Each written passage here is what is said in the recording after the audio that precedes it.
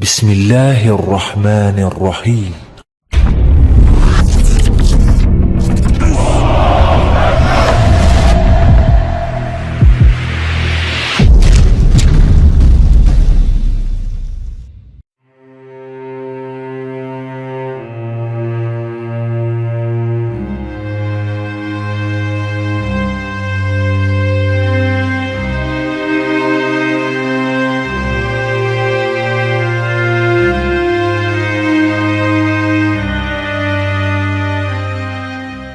Pada kesempatan kali ini kami akan membahas mengenai sejarah mumi. Metode pembalseman atau perawatan jenazah yang digunakan orang Mesir kuno disebut mumifikasi. Dengan menggunakan proses khusus, orang Mesir menghilangkan semua kelembapan dari tubuh, hanya menyisakan bentuk kering yang tidak mudah membusuk. Penting dalam agama mereka untuk mengawetkan mayat dengan cara yang senyata mungkin.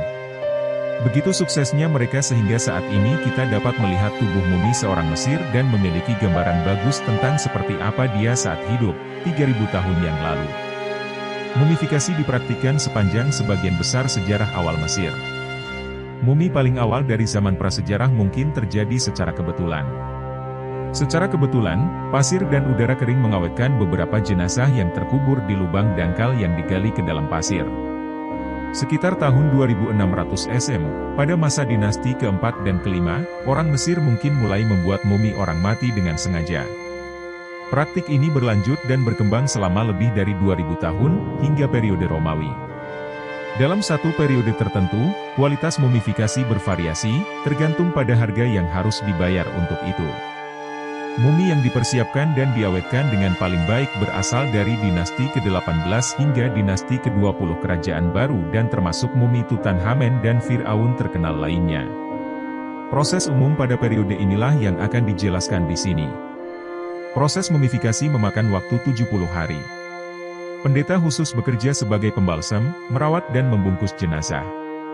Selain mengetahui ritual dan doa yang benar untuk dilakukan pada berbagai tahapan, para pendeta juga membutuhkan pengetahuan rinci tentang anatomi manusia.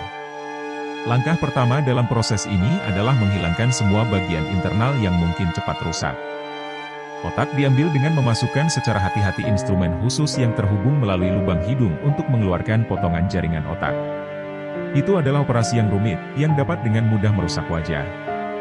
Pembalseman kemudian mengeluarkan organ perut dan dada melalui sayatan yang biasanya dilakukan di sisi kiri perut. Mereka hanya membiarkan hati di tempatnya, percaya bahwa itu adalah pusat keberadaan dan kecerdasan seseorang. Organ-organ lainnya diawetkan secara terpisah, dengan lambung, hati, paru-paru, dan usus ditempatkan dalam kotak atau toples khusus yang sekarang disebut toples kanopik. Ini dikuburkan bersama mumi. Pada mumi selanjutnya, organ-organ tersebut dirawat, dibungkus, dan diganti di dalam tubuh. Meski begitu, toples kanopi yang tidak terpakai tetap menjadi bagian dari ritual penguburan. Pembalseman selanjutnya menghilangkan semua kelembapan dari tubuh. Hal ini mereka lakukan dengan melapisi tubuh dengan natron, sejenis garam yang memiliki sifat mengeringkan yang baik, dan dengan menempatkan paket natron tambahan di dalam tubuh. Ketika jenazah sudah benar-benar kering, pembalsem mengeluarkan bungkusan bagian dalam dan membilas sedikit natron dari jenazah. Hasilnya adalah wujud manusia yang sangat kering namun dapat dikenali. Untuk membuat mumi tampak lebih hidup, area tubuh yang cekung diisi dengan linen dan bahan lainnya serta ditambahkan mata palsu. Selanjutnya pembungkusan dimulai. Setiap mumi membutuhkan ratusan meter kain linen. Para pendeta dengan hati-hati melilitkan potongan linen panjang ke sekeliling tubuh, kadang-kadang bahkan membungkus setiap jari tangan dan kaki secara terpisah sebelum membungkus seluruh tangan atau kaki. Untuk melindungi orang mati dari kecelakaan, jimat ditempatkan di antara bungkus dan doa serta kata-kata ajaib yang tertulis di beberapa potongan linen. Seringkali para pendeta memasang topeng wajah orang tersebut di antara lapisan perban kepala. Pada beberapa tahap, cetakan dilapisi dengan resin hangat dan pembungkusan dilanjutkan kembali. Terakhir, para imam membungkus kain atau kain kafan terakhir pada tempatnya dan mengikatnya dengan potongan linen. Mumi itu lengkap. Para pendeta yang menyiapkan mumi bukanlah satu-satunya yang sibuk selama ini. Meskipun persiapan makam biasanya telah dimulai jauh sebelum orang tersebut meninggal, kini ada tenggat waktunya, dan para pengrajin, pekerja, dan seniman bekerja dengan cepat. Ada banyak hal yang bisa ditempatkan di makam yang dibutuhkan seseorang di akhirat.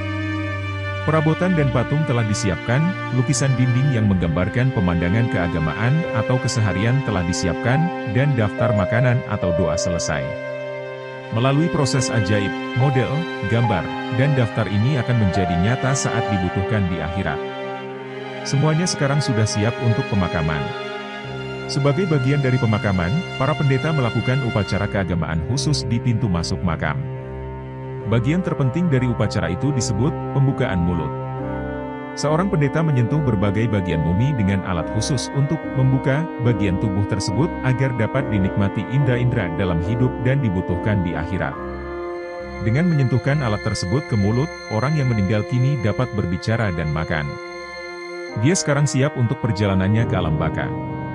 Mumi itu ditempatkan di peti matinya, atau peti mati, di ruang pemakaman dan pintu masuknya ditutup. Praktik penguburan yang rumit seperti itu mungkin menunjukkan bahwa orang Mesir sibuk memikirkan kematian. Sebaliknya, mereka mulai membuat rencana sejak dini untuk kematian mereka karena kecintaan mereka yang besar terhadap kehidupan. Mereka tidak bisa memikirkan kehidupan yang lebih baik daripada saat ini, dan mereka ingin memastikan kehidupan itu akan terus berlanjut setelah kematian. Tapi mengapa melestarikan tubuh? Orang Mesir percaya bahwa tubuh mumi adalah rumah bagi jiwa atau roh. Jika tubuh hancur, ruh bisa hilang. Gagasan tentang roh itu rumit dan melibatkan 3 roh, Ka, Ba, dan A. Ka, kembaran dari orang tersebut, akan tetap berada di dalam makam dan membutuhkan persembahan dan benda-benda di sana. Ba, atau jiwa, bebas terbang keluar dari kubur dan kembali ke sana. Dan itu adalah mungkin diterjemahkan sebagai roh, yang harus melakukan perjalanan melalui dunia bawah menuju penghakiman terakhir dan masuk ke akhirat. Bagi orang Mesir, ketiganya penting. Setelah kematian, para Firaun Mesir biasanya dimumikan dan dikuburkan di makam yang rumit. Para anggota kaum bangsawan dan pejabat juga sering mendapat perlakuan yang sama, dan kadang-kadang juga masyarakat biasa. Namun, prosesnya mahal, di luar kemampuan banyak orang. Karena alasan agama, beberapa hewan juga dijadikan mumi. Sapi jantan suci dari dinasti awal memiliki kuburannya sendiri di Saqqara. Babon, kucing, burung, dan buaya, yang juga memiliki makna keagamaan yang besar, terkadang dijadikan mumi, terutama pada dinasti-dinasti berikutnya. Para penulis kuno, ilmuwan modern, dan mumi itu sendiri semuanya membantu kita lebih memahami proses mumifikasi di Mesir dan budaya di mana mumifikasi itu ada. Banyak dari apa yang kita ketahui tentang proses sebenarnya didasarkan pada tulisan sejarawan awal seperti Herodotus yang dengan cermat mencatat proses tersebut selama perjalanannya ke Mesir sekitar tahun 450 SM. Para arkeolog masa kini dan spesialis lainnya menambah pengetahuan ini. Perkembangan sinar X kini memungkinkan dilakukannya pemeriksaan sinar X pada mumi tanpa merusak pembungkus luarnya yang rumit. Dengan mempelajari sinar X atau melakukan otopsi pada jenazah yang tidak dibungkus, para ahli belajar lebih banyak tentang penyakit yang diderita orang Mesir dan perawatan medis mereka. Gagasan yang lebih baik tentang rata-rata tinggi badan dan masa hidup berasal dari mempelajari tulang. Dengan mengetahui usia mereka saat meninggal, urutan dan tanggal raja-raja Mesir menjadi sedikit lebih jelas. Bahkan ikatan kekerabatan dalam garis keturunan kerajaan dapat terlihat dari persamaan atau perbedaan yang mencolok pada tengkorak para Fir'aun yang mengikuti satu sama lain. Telah mati selama ribuan tahun, mumi tersebut terus berbicara kepada kita. Terima kasih sudah mengikuti video-video kami, jangan lupa share, like dan subscribe agar bisa selalu mengikuti update video dari kami.